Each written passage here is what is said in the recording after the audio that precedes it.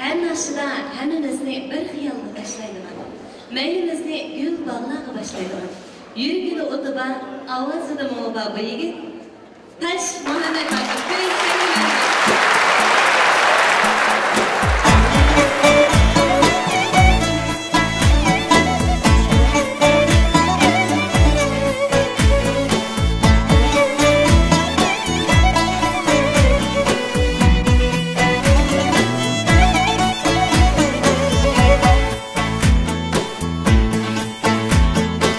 Turnalar qatar qatar, turnalar qatar qatar. Aydın bulsa yey, bu köngül rahat tapırmı Allah yarım ey. Köngüldeki yar bulmasa yey, ay xenim sözük çıray. Otumdu men qandaq çıday. Akşam aydın'da çıkıyor Allah yarime. Taң atça tambur çalay.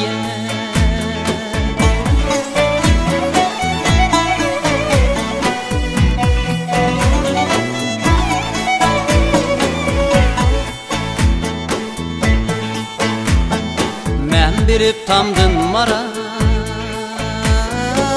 men birip tamdın mara. Yüngde çaş taraf ey, çıkmadın bu ay xenim Allah yarime. Minne talada it talav ey, ay xenim sözük çıray. Otun demen qandaq çıday ey, akşam aydın'da çıkıp Allah yarime. Tambur çalay.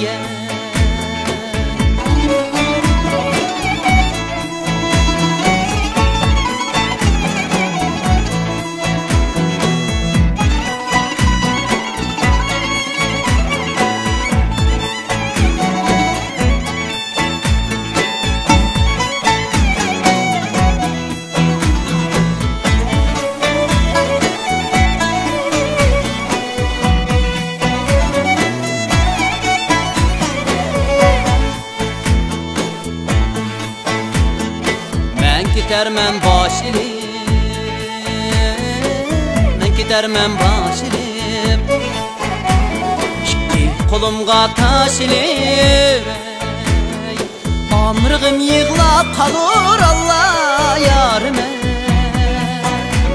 Kara gözüge yaşilip, ay xenim sözük çıray. Otundu men qandaq çıday. Akşam aydın'da çıkıp Allah yarime. Taң atça tambur çalay. Ay xenim sözük çıray. Oturdu men qandaq çıday. Akşam aydın'da çıkıp Allah yarime. Taң atça tambur çalay. Ay xenim sözük çıray, ay xenim sözük çıray, ay xenim sözük çıray.